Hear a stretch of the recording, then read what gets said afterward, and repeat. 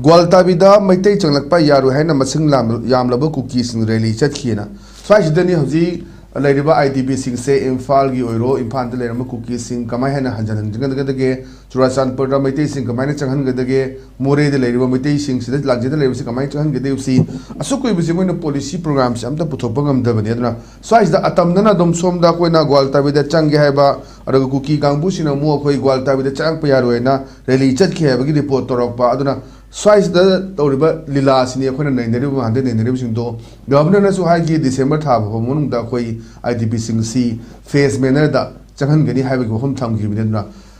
December Gisi Nasi Loria Hayagi December Haurani. Other December Tam Manungsida IDP Sing C Changan Bagi of Hum Sakana have the 60 President Lulaga governors in Amana. State Sigi Mako on the Lade, Magi Supervision Makati Toriba, Tabuk Romam Sing Seduna. December Tasigi Manunda, IDP Sing Chakan by Semasi, Otokadra, Otoidra. Haibaduga, how do you follow that Chayani Makai Helevasi, Kadiumba, Lengag, Fangi, Mokoi, Controller Tamba, Popular Government Amsutam the Baduna. Or if from Sidakwe IDP Sing December Tamanunda, Masama Sagim, the Chang by Otokodoribra, Chang by the Chang by Rudini, Mayamaki Tadoki, Mayami, Kamina Sadori. Kari ground no kamai na changan gaduna isi atu wahang amoy sai de kare hum thamini masi IDP ma'am si changan bagi agenda ba sarkar da yaude aduga akoi ngasagi hana le balengak tisu civilist biren lusing balengak sisu ba sarkar na moina pam mong the use and throw ID fazana sisna raga division se ista achawa mating pangwa lenga moina thamakanda madu sisna bo loire simthopo loire sugai bo loire harakanda akoi langtho akanda Makata wa thabak tudi basigi akoigi governor rules na makha sathar nabagi damak tawbuni haina akone lawbu yai manamdi lawbu yai bisi kai no hai kanda India gi home minister na sitting chair tawba chief of the army yawba tonga force mayam ama yawba Delhi gi mifamda maski tang nipan dagi hairiba akoi free movement chalhan gani haibasida yar hanba IDP chatring gi marakta Laiba mafam sing si clear tawrakanda free movement lehen bahai se masing ngamdrabneba main rota security forces na natragana laiba community sing sigi leaders sing asi wari sanarakanda akoi gi laiba magi movement si phangdringai se sida akoi na IDP si chalhan gani haibase masigi agenda sambal sarkar gi ne yaude aduga yaubo taragadi akoi na budget ta siri akoi gi nirman sitaram ji namana Magi budget haba matam da IDP ma'am se makoi gi lajarim bahani gi mai makai sing rehabilitate tawnabagi program da la akoi gi maduda crore manga khak pi haiba madugi potudi maduna kaishu yaubna te haidi government gi plan da yaute central gi plan da yaute tonga central scheme kaya na yum lejada ba islam kaya mo yum sabagi pawa khoi da lei adu Manipur gi irang si thoiba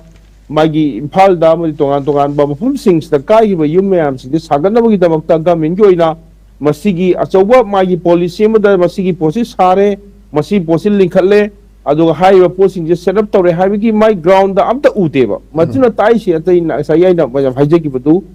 masigi oiba government gi agenda leite aduga akhoi leiba ta ga di masi ground da ugani magi leiba kai gi ba yum mayam sing ado Amungan saganabagi magi policy program yaugani aduna madugi posi amta leitabani na masi chinda ngahaki akoi control to yananaba akoi leiba irangsi nemdaba yananabagi damak tawba adu maponi mamdi masida substantial oiba stay amta yaute aduga khwaidagi maru oibada ahum suba point da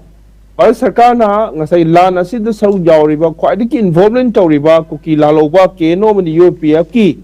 Laiba magi kangbu singse masiga amukhan na gapar sarkar ga wari sanra pasna masina so muktai bese laiba masigi akoi crime tawriba violence tawriba makoi da disarm tawba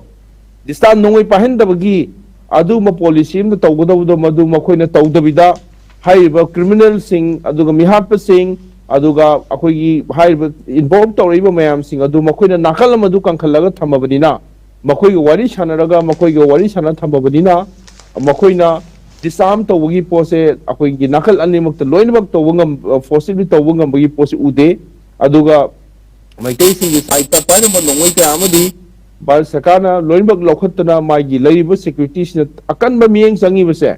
masi Meitei sing chi ko saru sa gi thudek pa thugai ba aduga makoi tihalaga kanda aikoigi laiba pose sumaina khaibung thamnara kana matam sangna thamaga makoi se moichi punba yadrabani changba yanadrabani laiba yanadrabani haira kanda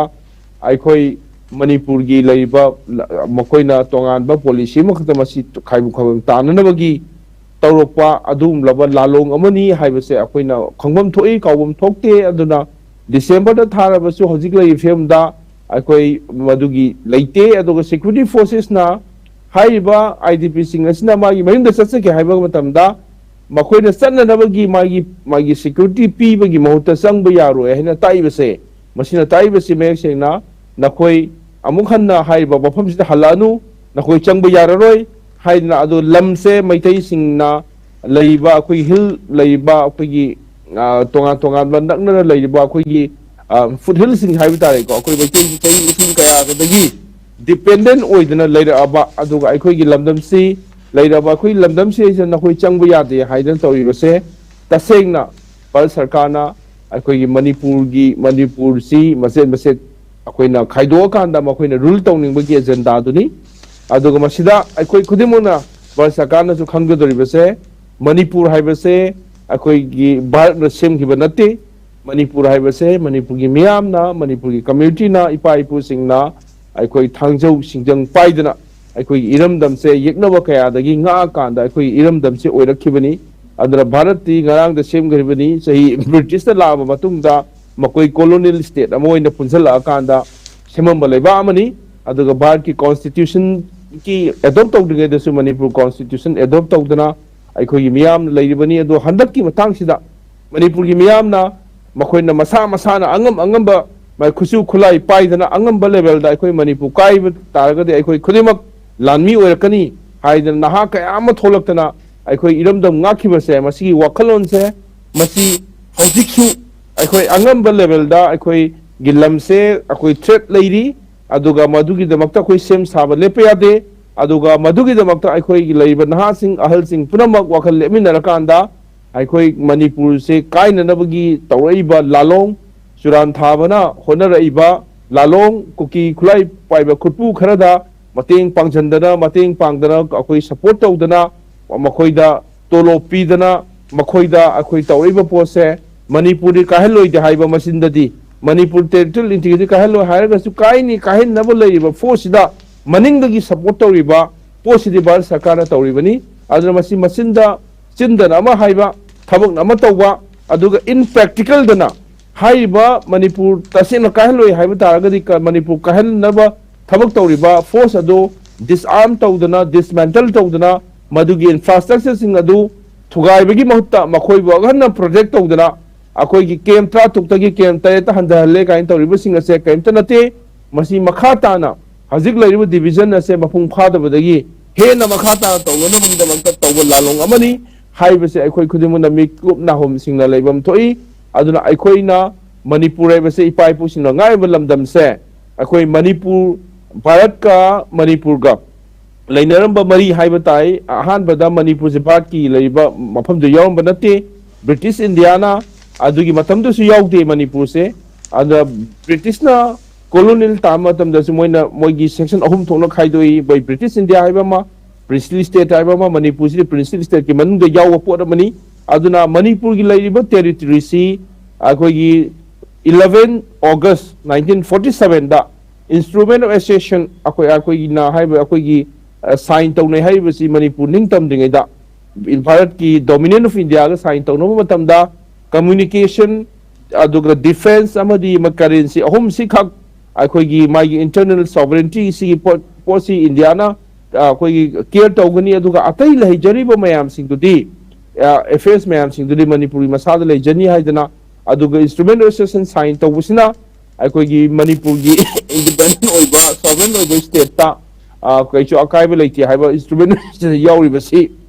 masigi reference aina panjabai maram dia tai kaichu nate Bharat na Manipur thugai bagi magi power hak aduga magi laiba legitimacy su leite aduna Bharat sarkar na Manipur kan ba haibase masi Bharat pu kan bani haibase masi yan hana khangmam sangi madugi policy da yawriba khudibak na Manipur